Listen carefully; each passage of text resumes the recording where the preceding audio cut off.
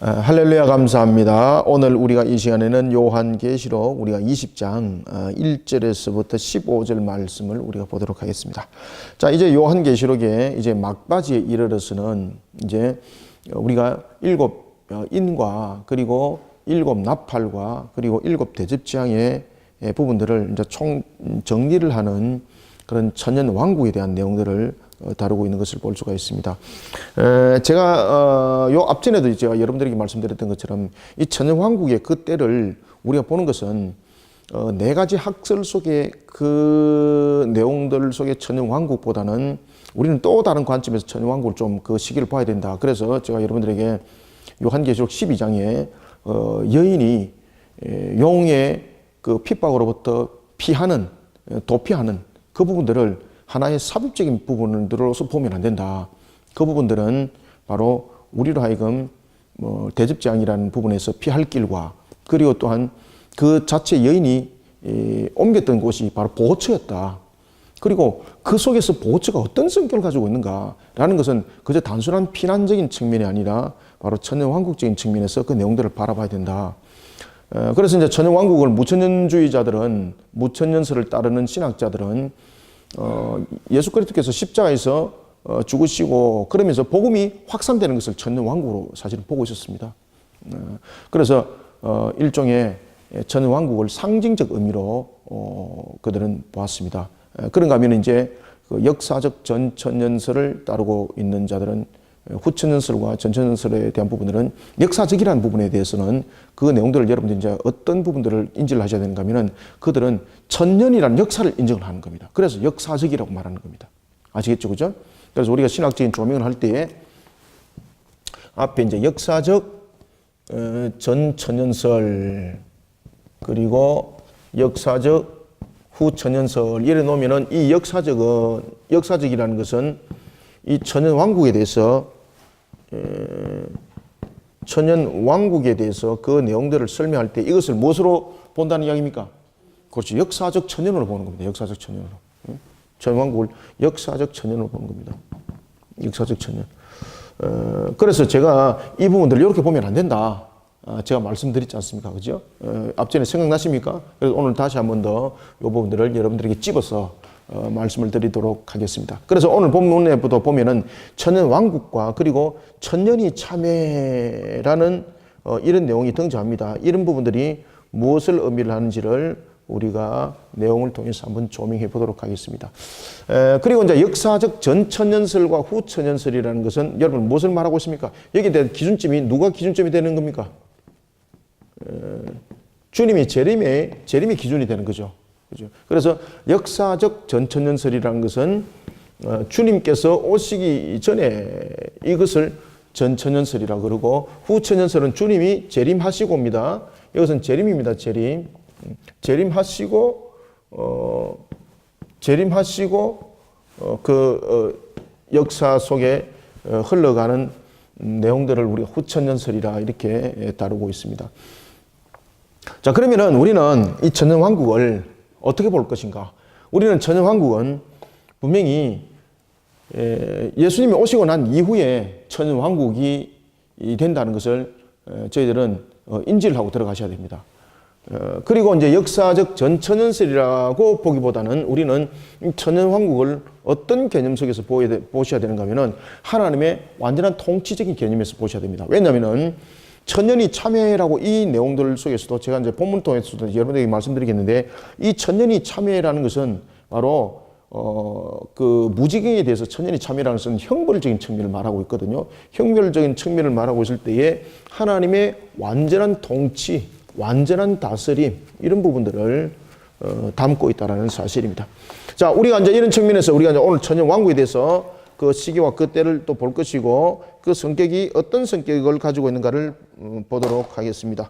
자, 우리가 이제 잘 아시는 것처럼 우리가 주님께서 십자가 이후에 이때가 주님께서 이 땅에 오신 초림의 때였다면은 이제 곧 있을 재림의 때가 이때가 우리에게 새로운 역사가 이제 시작되는 측면이라 볼 수가 있겠습니다. 그래서 우리는 주님이 오시는 이 때를 사실은 이 환란의 7년의 대환란 속에 끝나는 시점에 주님께서 재림을 오시는가, 아니면은 이 끝나는 시점에 조금 앞당겨서 오실 것인가, 이거는 크게 중요하지 않습니다. 왜냐하면은 그 7대접장, 특히 7대접장에서 5번째, 6번째, 7번째는 그것은 순서를 가릴 이유가 없을 정도로 거의 복합적으로 오신다고 여러분 보셔야 되는 거예요. 그리고 이 대접장은 신속하게 일어나는 재앙들입니다. 나팔장도 여러분 마찬가지고, 일에 대한 재앙이라는 것은 하나님의 택한 백성들에게 충분한 복음을 전하는 시기적인 측면을 담고 있습니다. 그죠?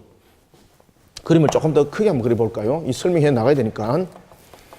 그래서 오늘 이 본문은 크게 길지 않습니다만은 사실은 오늘 이 내용들을 이야기를 하려면은 상당히 사실은 긴 내용들입니다. 그렇지만은 뭐 그렇게 길게 제가 이야기는 하진 않고 시간에 맞춰서 강의는 진행하도록 하겠습니다. 자, 주님께서 여러분들 오셨습니다. 오시고 그 오셨던 이후로 십자가에서 예수님께서 모든 것을 다 이뤘다라고 말씀하셨던 요한복음 19장 30절 이후로 벌써 인의 재앙은 시작된 겁니다. 그렇죠? 다 이루지 않은 상태에서 인을 뗄 수가 없는 거잖아요. 왜냐하면 인의 이 재앙 속에서 반드시 여러분 아셔야 될 것은 인을 뗄 자격을 부여를 받아야 되는 것입니다. 그래서 예수님께서 성육신 하였던 것을 여러분 인을 뗐다고 보시면 안 됩니다. 큰일 납니다. 그것은.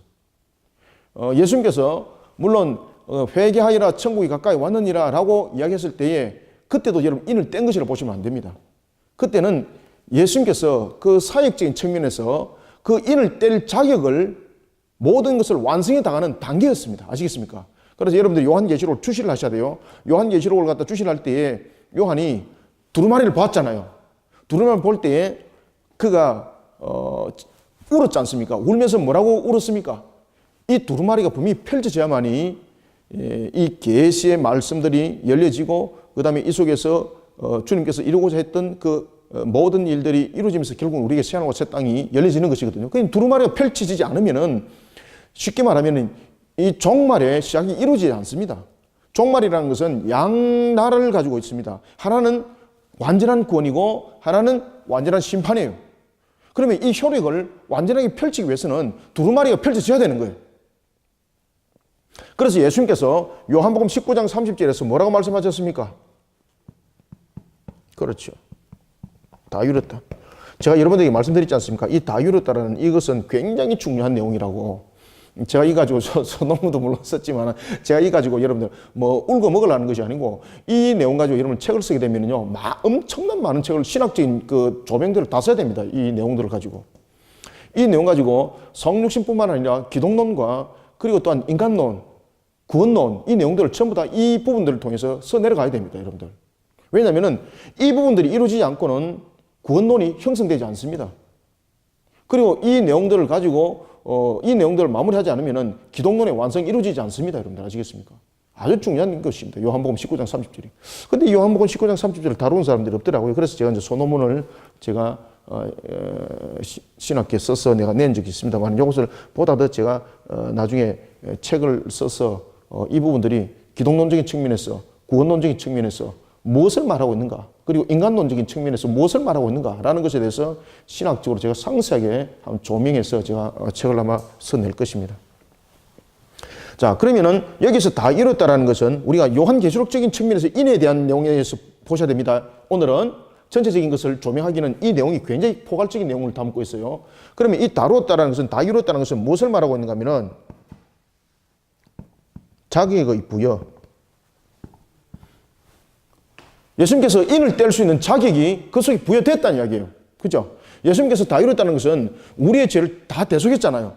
우리의 죄를 다 대속했다라는 측면은 두 가지 측면인데, 예수님께서 다 이뤘다는 것은 두 가지 측면을 말하고 있는데, 첫 번째는 두 번째 아담이라는 측면과 그 다음에 두 번째는 이 다 이뤘다라는 부분에 대해서 인을 뗄 자격에 대해서 두 가지를 함께 우리에게 설명을 주고 있습니다. 그래서 두 번째 아담으로서는 다 이뤘다라는 것은 첫 번째 아담의, 그죠? 첫 번째 아담의 무엇을 이룬 겁니까? 첫 번째 아담의 모든 죄에 대해서 대속의 완성을 말하고 있죠. 그런가 하면은 요한계시록에 따오면은 요한이 두루마리를 보면서 울었죠. 이 두루마리는 굉장히 중요하다 그랬죠. 이 두루마리가 펼쳐져야만이 이제 종말의 완성적인 측면을 이루게 되어 있고 새하늘과 새 땅이 열리지게 되는데 문제는 이것을 뗄 자격을 가진 자가 없는 거예요. 이 땅 위에서는. 그때에 이 인을 뗄 자격을 가진 자가 있으니 슬퍼하지 마라, 울지 마라 그러잖아요. 그러면 이 인을 뗄 자격을 가진 자가 누구였습니까? 예수님이 안 하고 그 요한계시록에서 뭐라고 이 표현해요? 어린 양이라고 딱 이야기하잖아요. 어린 양. 그죠? 어린 양. 응? 왜 여러분들 어린 양이라는 이 표현을 갖다가 주어졌을까, 여러분들? 요한복음 19장 30절에서 다 이뤘다는 것이 이 인을 뗄 수 있는 자격적인 측면에서의 어린 양. 그 자격이 함께 보여되는 겁니다. 그러니까 이 인이라는 것은 일곱 인을 뗄 수 있는 것은 바로 모든 것에 대해서 자격이 부여되어진 어린 양. 이분이 인을 뗄 수 있는 겁니다. 인을 뗄 수 있는 겁니다. 그래서 우리가 첫 번째 인은 어디에서 떼졌다고 여러분 보셔야 됩니까? 초림하여서 보다 더 정확하게 이야기를 하면은 초림하여서 이 땅에 오셔서 십자가에서, 그래서 제가 십자가를 딱 그린 거죠. 그죠? 십자 초림으로 오신 그분이 무엇에서? 그렇지. 십자가에서 요한복음 19장 30절에 모든 것을 다 이루고 난 뒤에 이때에 첫 번째 인이 떼진 겁니다. 여러분 아시겠습니까? 그 이전에는 인을 뗄 자격자로서의 그 값을 지불했던 과정입니다. 과정. 그래서 그 과정들을 예수님께서 성육신하여서 온 것을 첫 번째 인을 뗀 단계로 보시면 안 됩니다. 그것은 인을 뗄 자격으로서의 완성의 값을 이루기 위한 하나의 단계였고 그 모든 것에서 다 이룬 이후에 이 인은 뗄 수 있는 자격이 부여되는 겁니다. 이제 좀 이해 가시겠죠, 그죠? 그래 우리 이제 성도들은 이제 이런 부분에 대해서 제가 여러 각도로 이제 신학적인 이제 교육도 시켰고 녹화는 안 됐습니다만은 우리한테 교리 공부 시간에도 제가 많이 가르쳤죠, 그죠? 그런 이제 이런 부분들은 제가 아주 이런 부분에 대해서 제가 썼던 논문들도 있고 그래서 난주 다음에 특강을 제가 한번 한다 그랬죠, 그죠? 이 두 번째 아담이 무엇을 말하고 있고, 그 다음에 다 이루다가 무엇을 말하고 있고, 그 다음에 세직분이 왜 중요한가라는 부분에서 제가 한번 특강을 한다 그랬죠, 그죠? 왜냐하면 제가 그것을 가지고 박사 논문도 제가 쓰기도 했습니다. 자, 이와 같이 이제 초림으로서 주님께서 오셨을 때에 왜 초림으로 시작하여서 주님께서 재림으로 오실 때까지 기간이 왜 2000년이 넘도록 아직까지 오시지 않았는가라는 것은 초림에 주님이 오셔서 이 인을 떼면서 무엇을 우리에게 이루십니까? 복음의 때를 이루죠. 복음의 때. 그죠? 복음의 시대를 통해서 하나님의 택한 백성들을 불러 모읍니다. 택한 백성들을 불러 모읍니다. 재림이 저 뒤로 가야 됩니다. 이것이 이제 인의 때입니다. 인의 때. 여기까지가 여러분들 잘 아시는 인의 때입니다. 여기서까지가 인의 때고. 그리고 난 뒤에 이제 두 번째가 여러분들이 이제 잘 아시는 것처럼 무엇입니까? 나팔의 때. 그죠? 이때도 마찬가지로 택한 백성을 불러 모으는데 이때는 복음이 중심이 되었다면은 이때는 무엇이 중심이 되겠습니까? 고난과 환란이 뒤에 따르죠. 복음으로서 부름 받았지 못한 자들, 물론 이때도 복음이 함께 작동은 되지만은 순수하게 복음이 중심이 되기보다는 이 속에는 이제 고난이 함께, 이 속에도 물론 고난이 있습니다만은 이 속에서는 고난의 때, 그래서 환란이 인의 때보다도 더 극심한 이런 재앙들이 일어나고, 그리고 또한 나팔의 때는 여러분들이 잘 아시는 것처럼 3분의 1에 대한 죽음이 막 일어나지 않습니까? 그리고 이제 그 죽음을 통해서 하나님의 택한 백성들로 하여금 회개하여서 돌아오게 하는 그런 때가 있습니다. 그래서 우리가 일곱 나팔에 대한 이 때를 우리가 마지막으로 하나님의 택한 백성의 계수가 이루어진 날이라고 말했습니다. 그래서 인의 때에 있어서 우리가 다섯 번째 인의 때 있을 때에 이때에 복음으로서 하나님의 택한 백성의 1차 계수가 이때 일어나고, 그 다음에 일곱 번째 나팔이 불려져서 이때에 이제 추수관자 일어나죠, 그죠? 일곱 번째 나팔이 불려졌을 때에 두 가지 낫이 등장한다 그랬지 않습니까? 일곱 번째 나팔이 불려졌을 때 낫이 등장하는데 이때에 두 낫이 등장한다. 하나는 추수에 관한 낫이었고 두 번째는 무엇입니까? 심판에 관한 낫이었습니다. 그래서 이 낫이 휘둘리지는 이 추수에 대한 낫은 바로 무엇인가 하면은 마지막 하나님의 택한 백성들을 불러 모으는 측면에서의 낫이었습니다. 자, 그래서 이제 7번째 나팔 장속에서 불름받아서 오는 택한 백성들이 가장 요 속에서 여러분 잘 아시는 것처럼 강팍한 자가, 택한 백성 가운데서도 아주 강팍한 자가 있죠, 그죠? 강팍한 자들. 얼마나 많이 두들기 맞고 오겠습니까? 그래서 이때 마지막 계수가 돌아온다. 그래서 이때는 말 그대로 이 강팍한 자들이라든지 이런 부분들에 대해서 계수가 이루어지는데, 이때가 바로 두 번째 계수고, 이때가 모든 것에 대한 하나님의 택한 백성의 마지막을 이루게 되는 겁니다. 이때에 이 마지막을 이루고 난 뒤에 이제 무엇이 일어나갑니까? 대접의 때. 그죠? 대접장. 이때는 이 대접은 어디를 향한 재앙이라 그랬습니까? 불신세계.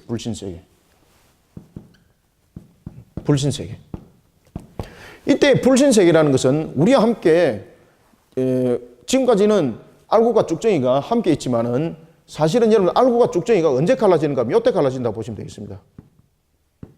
알곡과 쭉정이. 왜? 이때 알곡과 쭉정이가 두 날로서 추수와 심판대로 갈라지기 때문에. 그러면은 알곡은 어디 간다 그랬습니까? 알곡은 어디 둔다 그랬어요? 아니, 천왕 바로 튀놓으면 재미없어서 안 되고. 알곡은 우리가 알기로 성경에 알곡은 어디로? 곡간. 그죠? 그 다음에 쭉정이는 어디로? 풀무불. 그러면은 이 곡간은 어디를 의미할까요, 여러분들요? 이제 아시겠죠? 분명히 여기서 갈라져야 되는 거예요, 그죠? 마지막 주수 속에서. 그러면은 이 알곡은 곡간이라는 것이 어디를 의미를 하고 있을까? 이것이 바로 천연왕국입니다, 천연왕국. 따라서 이 7번째 나팔장이 불리면서 우리가 요한계시록에 보면은 요한계시록 제가 12장 잘 묵상하시라 그랬죠, 그죠? 요한계시록 12장에 보면은 여인에 대한 부분에서 여인이 한 피난처로 이동하는 것을 우리가 볼 수가 있습니다. 이것이 바로 하나님께서 택한 백성을 지켜보호하시는 알곡의 곡간이 되는 겁니다. 그리고 이것이 피난처가 되고 이것이 대접장을 면할 수 있는 천왕국의 거처가 되는 겁니다. 그래서 우리는 이때에 주님께서 7번째 나팔이 불려주시고 그 다음에 주님께서 재림하실 때의 때를 저는 마지막에 이 대접장이 끝난 시점에서 저는 재림에 따라 보지 않습니다. 그래서 이 부분들을 잘못 이해하게 되면은 세대주의적 전체전설이 되는 겁니다.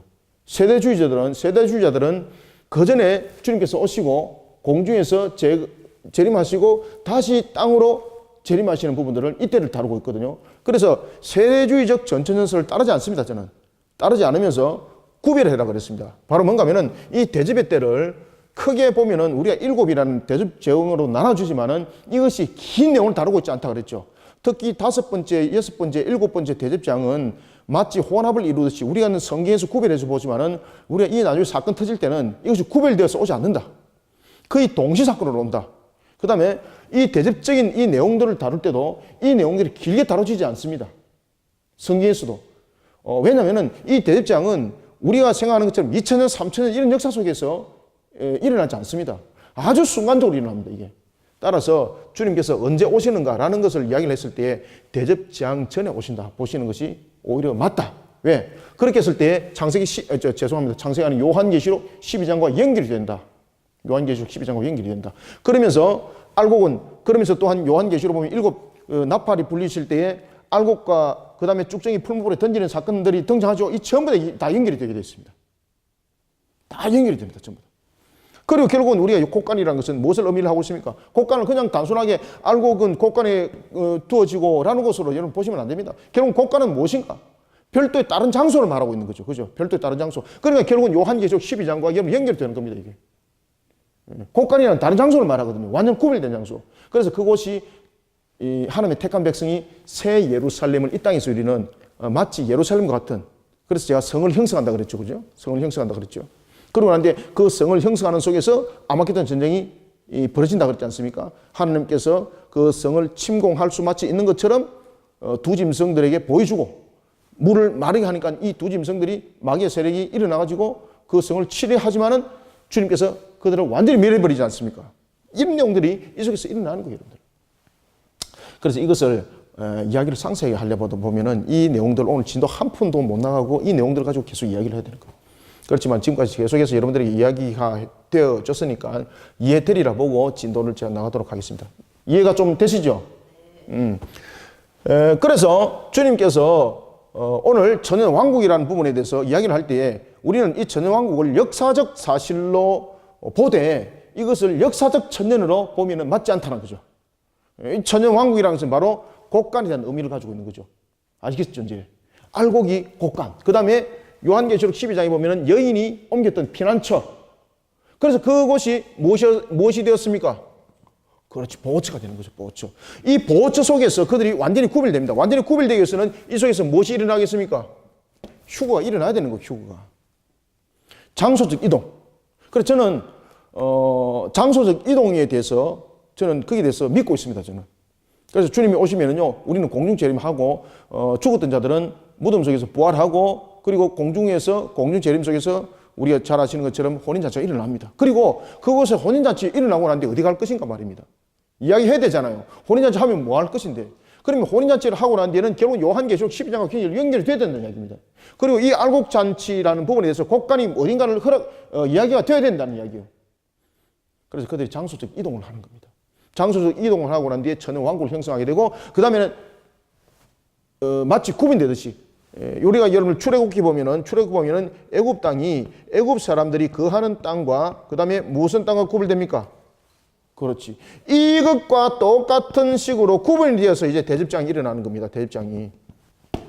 대접장은 갖다 부어보는 거잖아요. 대접장은 갖다 부어보는 것이기 때문에 하나님의 택한 백성이 주변에 있으면 안 됩니다. 그래서 장소적 이동이 반드시 일어나야 됩니다. 그래서 여러분 요한계시록이 어렵지 않는데 이것을 논리적으로 그 다음에 이 부분들을 사건적인 측면에서 명확하게 구별을 해내고 고정관념 속에서 벗어나게 되면 이 요한계시록은 풀려나게 되어 있습니다. 여러분들. 이런 쪽에서 우리는 장소적 이동을 통해서 이 대접장의 때를 면하게 되는 겁니다. 그리고 이 대접장의 때를 면할 때에 천연왕국을 형성하게 되는데 이 천연왕국은 바로 뭔가 하면 누리는 것을 말하고 있습니다. 누리는 것. 그곳에서 우리는 직분에 완전 회복이 되는 겁니다. 오늘도 본문에 여러분 보시면은요, 제사장으로서의 이야기가 딱 나오고 있습니다. 이것은 뭔가 하면은 하나님의 택한 백성이 잃어버렸던 그 직분, 첫 번째 아담이 잃어버렸던 그 직분, 새 직분 그죠? 왕, 선자, 제사장의 그 직분들이 함께 회복이 되어서 천연왕국에서 우리가 그 사역들을 함께 이루어가는 것들도 함께 설명하고 있습니다. 그러면은 천연왕국에서 우리가 왕노릇 한다는 것은 무엇을 의미를 하는가? 그죠? 지난번에도 내가 말씀드렸죠? 왕노릇 한다는 것은 여러분들 왕만 있으면 뭐 합니까? 아무도 없는데 그 왕노릇 무슨 재미가 있어요?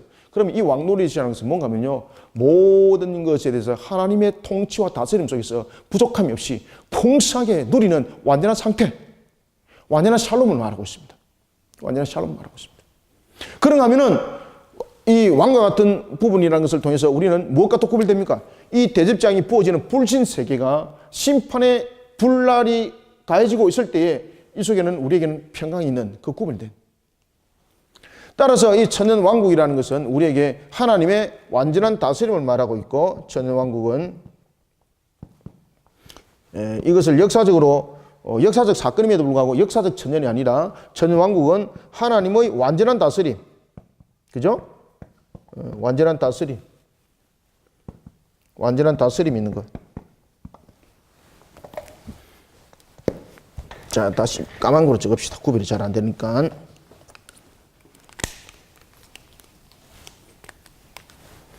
천연왕국은 첫 번째, 하나님의 완전한 다스림. 완전한 다스림이 있다 이 뜻입니다.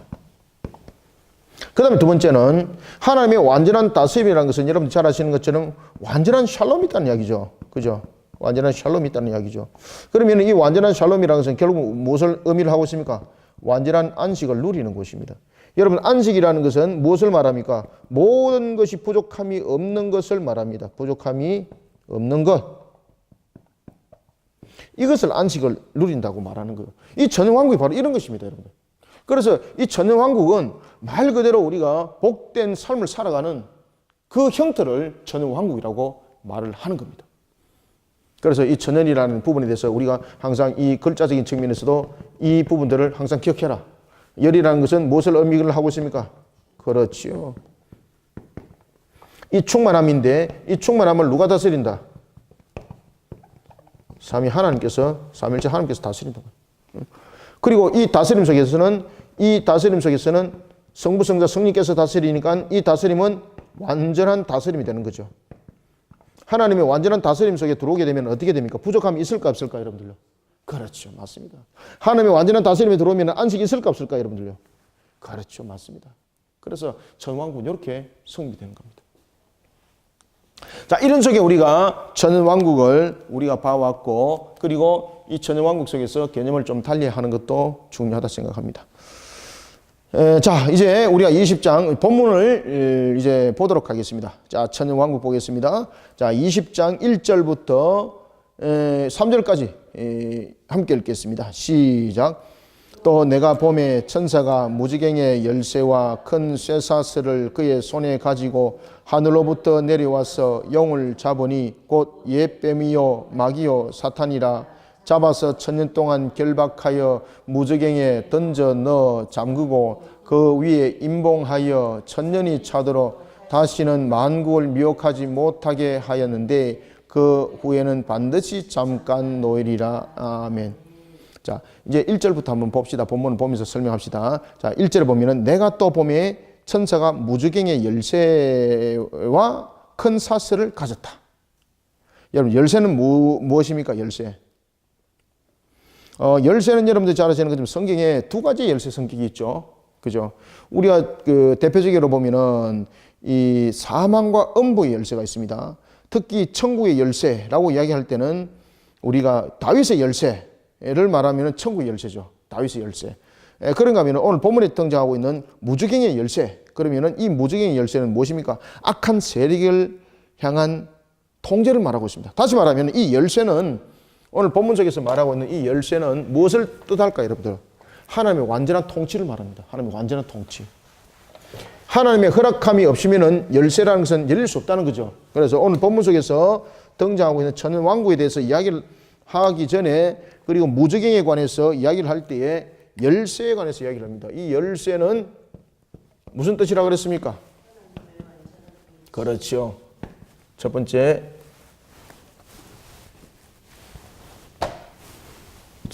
하나님의 완전한 통치. 완전한 통치.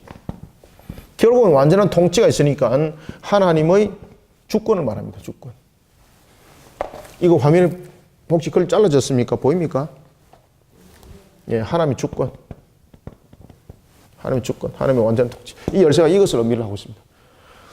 왜냐하면 열쇠는 통제하는 거잖아요. 통제. 그 다음에 이 열쇠는 가진 자만이 열 수 있는 자격을 가지고 있잖아요. 그래서 통치와 주권을 말합니다. 통치. 물론 통치와 주권도 뭐 같은 내용이지만은 이것을 좀 구별해 보는 것도 괜찮습니다. 그래서 열쇠 이 부분은 하나님께서 무저갱도 하나님께서 다스린다는 거예요. 무저갱도. 그리고 이 무저갱이라는 것은 우리가 왜 그 우주에 보면 블랙홀에 관해서 이야기를 하지 않습니까? 블랙홀 같이 이 무저갱이라는 것은 끝이 없는 것을 무저갱이라고 말합니다. 그리고 이 무저갱이라는 것은 말 그대로 밑을 알 수 없는 구덩이. 그러니까 이거는 들어가면 나올 수 없는 겁니다. 나올 수 없는 거. 그래서 마귀가 그 무저갱에 빠져서 못 나오는 겁니다. 거기다가 하나님께서 이 열쇠 가지고 잠궈버렸다는 거죠. 그러면은 이 무저갱을 누가 다스린다는 이야기입니까? 그렇죠. 이 무저갱을 하나님께서 통치하시고 하나님의 주권에 의해서 이 무저갱도 움직여진다는 이야기입니다. 그래서 열쇠가 중요합니다, 여러분들. 그 다음에 열쇠와 무엇을 또 가졌습니까? 첫 번째는 열쇠를 가졌고, 두 번째는 쇠사슬을 가지고 계시죠, 그죠? 쇠사슬, 큰 쇠사슬.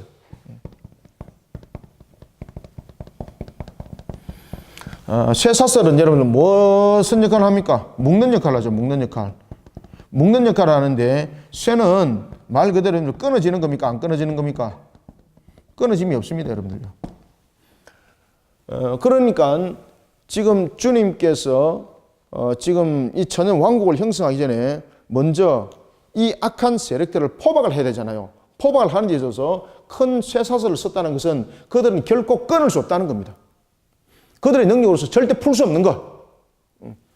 그래서 이 쇠사슬을 가지고 그들을 묶어버리는 겁니다. 그래서 묶어서 어떻게 합니까? 우리가 이제 19장에 보면은 두 짐승은 이미 유황불못에 1차 유황불못에 던짐을 당했죠, 그죠? 불못은 던지면 못 놉니다. 그리고 불못은 여러분들이 잘 아시는 것처럼 특히 이제 두 짐승들이 들어갈 때 불모, 그 다음에 그 마귀는 여러분 영적 존재지 않습니까? 영적 존재가 여러분 나중에 보면은 이제 백보자 심판대가 열리기 전에 두 번째 이제 불못에 이제 던짐을 당하는데 이 영은 여러분 불못에서 어떤 고통을 받을까요, 여러분들요? 영이라는 것은 우리 피부처럼 이렇게 세포 소속을 가지고 있지 못하잖아요. 그러면은 영이 어떻게 여러분들 고통을 받겠습니까? 그렇죠. 두려움과 근심과 염려와 이것이요, 우리의 육신의 세포 조직이 가하는 고통과 똑같은 고통을 받는 겁니다. 그래서 이 유황불못은 육신은 태움을 통해서 고통을 주지만 영은 어떻게 합니까? 영은 태워서 어떻게 근심과 염려와 두려움과 그 공포 속에 두는 거예요. 그래서 이 유황불못은 일반적으로서 우리가 태우는 그 기능만 가지고 있는 것이 아닙니다. 영과 육을 함께 태우는 기능을 가지고 있습니다. 아시겠죠, 그죠?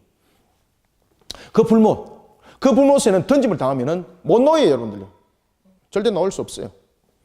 그런데 두 짐승은 분명히 잡아서 유황불못에 던졌습니다. 그런데 여러분들 보시면은 잘 아시는 것처럼 마귀는 유황불못에 안 던지고 어디에 던졌습니까? 그렇죠. 무지개에 던졌습니다. 이때가 우리가 이제 대접장이 우리가 5, 6번째, 7번째 함께 일어난다 그랬죠. 그래서 이때에 우리가 이제 잘 아시는 것처럼 아마겟돈 전쟁이 일어납니다. 그죠? 지난주에도 말씀드렸던 것처럼 이 아마겟돈 전쟁을 통해서 우리가 두 짐승이 사로잡혀서 어디에 던짐을 당했다고 그랬습니까? 불못인데 이것이 1차입니다. 1차. 불못에 두 짐승이 던짐을 당하고, 그리고 마귀는 어디에 갑니까? 마귀는 오늘 성경에 보면은 옛 뱀이라, 이 옛 뱀이라는 것은 바로 창세기 3장 15절의 내용을 설명하고 있습니다. 창세기 3장 15절에 말씀의 성취를 설명하고 있는 거죠. 이때 이 마귀는 옛 뱀이라 이 마귀는 어디에 던짐을 당하고 있습니까? 무저갱으로 던짐을 당하는데, 이 무저갱에는 그저 그 가디기만 하는 것인가? 아닙니다, 여러분들요. 이 무저갱도 마찬가지로 영적인 엄청난 공포 속에서 살아가는 겁니다. 엄청난 영적 공포 속에서. 그래서 이 무저갱은 바로 두려움의 공포 속에서 살아가는 그런 속에의 심판을 단행하는데, 왜 그러면 하나님께서 이 마귀를 이 아마겟돈 속에서 그냥 불못에 던져버리면 되는데 왜 무저갱에 두었는가라는 것은 우리에게 이제 두 가지를 설명합니다. 그 내용들을 이제 성경은 우리에게 3절에서 설명하는 거죠. 무저갱에 던짐을 당했는데 라는 것은 무저갱은 끝이 없는 것을 말하고 있습니다. 그리고 또한 용이 던짐을 당할 때 그 용은 옛 뱀이라고 그랬죠. 마귀고 사탄입니다. 잡아서 천년 동안 결박했다라고 말을 하고 있습니다. 이 천년 동안 결박이라는 것을 통해서 또한 우리에게 주시는 말씀이 3절에 이렇게 말합니다. 무지갱에 던져 넣어 잠그고 그 위에 임봉하여, 또 이야기하죠. 천년이 차도록. 여러분들 여기서 천년이 차도록이라는 것은 천년 왕국과도 관계가 있다는 이야기죠. 그러면 여기서 천년이 차도록이라는 것은 어떤 의미 속에서 이 내용을 우리에게 설명을 하고 있는가라는 것입니다. 천년이 차도록. 왜 무지개에 던졌는가 이 말입니다. 왜 무지개에 어디 갔습니까? 왜 무지개에 던졌는가 이 말입니다. 무지개에 던져서 천년이 차도록 했다는 겁니다. 천년이 차도록. 무지개에 던져서 천년이 차도록 했다는 것은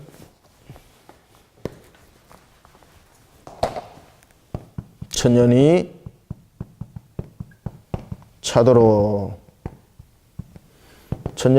했다는 것은 무엇을 의미를 하는가? 여기서 이제 천년이 차도록 했다는 것은 오늘 본문에서 보면은 임봉하여 그 위에를 임봉을 했죠. 임봉을 했다는 것은 절대 빠져나올 수 없다는 겁니다. 자, 여러분들 주님께서 임봉을 했습니다. 임봉을 했습니다. 그러면은 그 임봉은 뗄 수 있는 자격자만 뗄 수가 있습니다. 아시겠습니까? 이 임봉은 마귀의 능력으로 뗄 수 없습니다. 그렇다 그래서 사람이 그것을 불질러서 뗄 수 있는가? 절대 못 뗍니다. 이 임봉이라는 것은 절대자에 의해서 덮여진 임봉이기 때문에 인을 다 이룬 자만이 뗄 수 있는 것처럼 이 임봉은 절대자 하나님만이 뗄 수 있는 겁니다. 천사가 이 임봉을 뗄 수 있을까요? 못 뗄까요? 못 뗍니다, 여러분들. 못 뗍니다. 그래서 이 임봉이라는 것은 절대로 빠져나가지 못합니다 라는 것에 대한 내용입니다. 이게 어떤 경우도 빠져나가지 못한다. 그리고 천년이 참회라는 것은 신적 필연성을 말하고 있습니다. 신적 필연성. 여기서 신적 필연성이라는 것은 뭔가 하면은 땅에 거하는 자들에게 유죄를 깨닫게 하는 거예요. 그러면은 이 속에서 천년이 차도록이라는 것은 이 부분에 대해서 유죄를 깨닫게 하는 겁니다. 유죄를 깨닫게 하는 부분에서 이 유죄는 불신자들에게도 유죄를 깨닫게 하는 것도 있겠지만은 또한 우리에게 택한 백성들에게 이 유죄를 깨닫게 하여서 그 죄인들이 어떻게 심판을 당한지를 보게 하는 것을 통해서 우리를 위로하는 겁니다.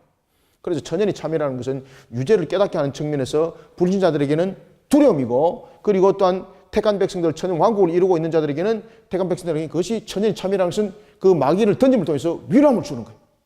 아시겠죠? 그래서 천년이 참회라는 것은 이런 두 가지 측면에서 그 내용들을 다루고 있다는 것을 또한 볼 수가 있고요. 그 다음에 또한 천년을 참회라는 것은 두 가지 측면에서요. 영원한 죄는 무엇을 담고 있습니까? 영원한 형벌입니다. 이 뜻을 담고 있습니다. 천년이 참회라는 것은. 그래서 여러분들 천년이라는 것은 우리가 천년의 역사를 보시면 안 된다 그랬죠. 바로 열이라는 충만한 숫자를 말하고 있고, 이 충만한 숫자의 내용들을 담고 있는 것 속에서 이것은 결국은 무엇을 말하고 있다? 우리가 그렇죠. 시간적인 측면에서 말한다면 이 천년은 우리에게 영원함을 말하고 있다. 천년이 차도록이라는 것은. 그래서 죄는 영원한 형벌을 받습니다. 이 뜻입니다. 이게 천년이 차도록이라는 것은. 유죄를 깨닫게 하고, 유죄를 깨닫게 하는 것은 불신자적인 측면에서는 두려움과 공포 속에 사로잡히게 하는 것이고, 또 하나는 택한 백성들에게는 그 형벌을 통하여 택한 백성들을 위로하는 측면의 내용을 담고 있고, 또 하나는 천년이 되도록이라는 것은 죄는 영원한 형벌을 임하게 된다. 영원한 형벌을 받게 된다라는 그런 사법적 측면에서 법적인 내용을 담고 있습니다. 그렇죠? 이것은 깨닫게 하는 측면이라면 이것은 어떤 내용을 담고 있습니까? 법정적 선포입니다. 법정적 선포. 아시겠죠? 그죠? 이와 같은 법정적 선포를 통해서 이 내용들을 우리에게 설명을 주고 있습니다. 그러면서 만국이 미혹하지 못하도록, 다시는 만국이, 그러니 이 만국은 바로 어디입니까? 그렇죠. 천왕국입니다. 천왕국. 천왕국. 오늘 본문에서 이 천왕국을 만국이라고 설명하고 있는, 만국이 미혹당하지 않도록, 만국이 미혹당하지 않도록 그들을 천년이 차도록 완전히 구별해 내었다라는 것입니다. 그 후에 잠깐 놓습니다. 그러면은 왜 하나님께서 이렇게 그냥 유황불못에 던져버리면 되는데 왜 이렇게 하셨는가라는 것입니다.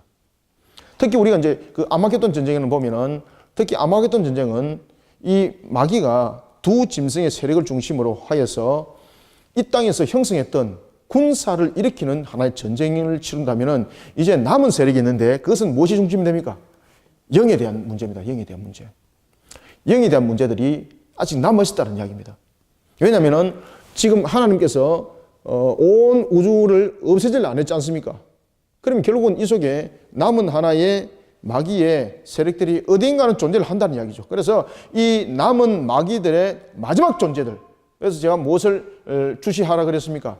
그래서 열왕기서에 나타나는 히스기야를 히스기야는 예후에 대한 내용을 주시하라 그랬지 않습니까? 예후가 바알 선자들을 한 곳에 모아서 죽이기 위해서 전국 방방복기에 그가 여러 부분에 이제 알림을 통해서 바알 선자들을 다 한가운데 이제 모이게 되는 거죠. 그때 여호와를 섬기는 선자들은 여기서 다 물러가라 그러지 않습니까? 그리고 나도 바알을 섬기겠노라 라고 말하니까 이 바알 선자들이 자신들의 표를 나타내는, 그 징표를 나타내는 옷을 전부 다 입고 한 곳에 모이지 않습니까? 그때 이제 군사들에게 명하죠. 여기에 있는 바알 선자들은 단 한 명도 살아서 나가지 못하도록 하리라 라면서 그들을 전부 다 처단했던 것처럼, 이와 같이 마귀의 영적 마지막 존재를 총정리하는 것이 바로 곡과 마옥 전투입니다. 그리고 이 곡과 마옥도 마찬가지로 이 곡과 마옥은 장소적인 지형을 측량을 하고 있습니다.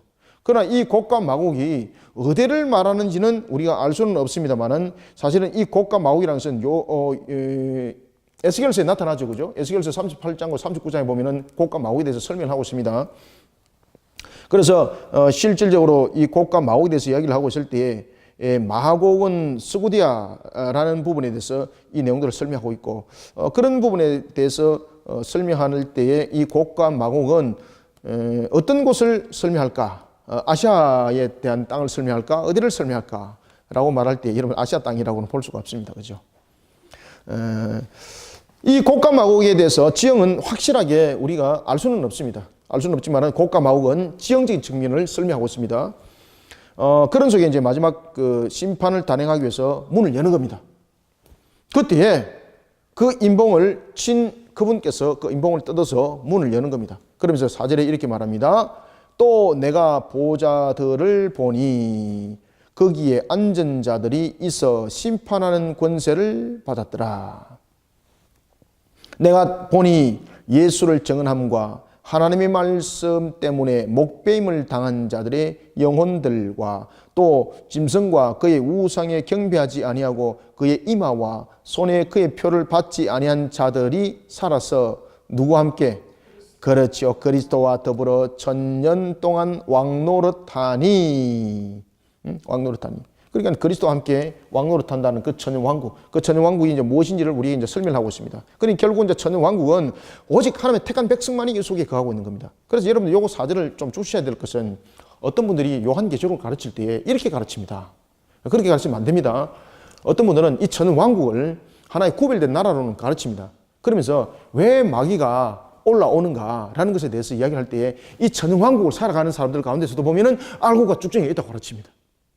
그래서 이 천년왕국에서 마지막 정리하기 위해서 마귀를 올려서 이 속에 있는 사람들을 이제 그거 보면은 오늘 본문에도 보면은 여러분 마귀가 이들을 미혹한다 그러지 않습니까? 미혹한다는 것은 결국은 이 속에도 마지막 쭉정이가 있다는 것이죠. 그래서 그 마지막 쭉정이를 마귀의 미혹을 통해서 확인하고 그리고 난 뒤에 하나님께서 마지막 심판을 단행하고 그것이 바로 곡과 마곡이다 라고 이렇게 가르치는데 그러면 가르치면 틀립니다. 왜 틀리는가 하면 오늘 4절을 보십시오. 그곳에는 어떤 자들이 있다고 말하고 있습니까? 오늘 본문에 보면은 예수를 증언함과 하나님의 말씀 때문에 목배임을 당한 자, 그죠?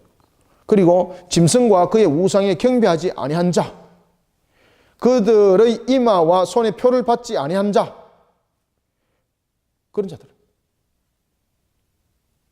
그리고 그런 부분에서 천년왕국이라는 개념도 여러분 잘 아셔야 되는데 이 천년왕국은 하나님의 완전한 통치 다스림입니다. 그리고 또한 누구와 함께 왕노릇한다 그랬습니까? 그렇죠. 그리스도라는 것은 하나님이죠. 그죠? 그리스도와 함께 왕노릇한다는 것은 거룩성이 존재하는 겁니다. 불의함과 부정함이 부패가 함께 할 수 없습니다. 우리가 이사야서 6장에 보면은 하나님의 임재함을 느꼈던, 임재함을 알았던 이사야가 내가 주님 앞에 이제 설 수가 없는 불의한 자인 것을 알고 나는 이제 어떻게 되었다? 죽은 자가 되었도다. 그죠? 죽은 자가 되었도다. 그때 주님께서는 그를 어떻게 하여서 선자로 사용합니까? 입술을 찢이죠. 제단의 숯불로 입술을 찢이죠. 그죠? 죄 씻음, 죄 사함입니다. 죄 사함. 회개하는 그에게 죄를 씻어, 죄를 사하여 주시고 그를 주님의 거룩한 존재 앞에 세웁니다. 마찬가지입니다. 천년왕국은 그들이 이야기하고 있는 것처럼 쭉정이가 그 속에 있을 수가 없습니다. 여러분들 아시겠습니까? 그러면 천년왕국이 아닙니다. 그 천년왕국은 제가 그래서 여러분들에게 말씀드렸지 않습니까? 완전한 하나님의 통치, 그죠? 이것은 절대 쭉정이가 그할 수 없습니다. 그래서 그런 부분들을 통해서 여러분들 증가하시면 안 됩니다. 그러나 마귀는요, 그런 우리조차도 미혹하여서 넘어뜨리려고 그 마지막 공격을 영적으로 퍼붓습니다. 마지막으로 퍼붓습니다.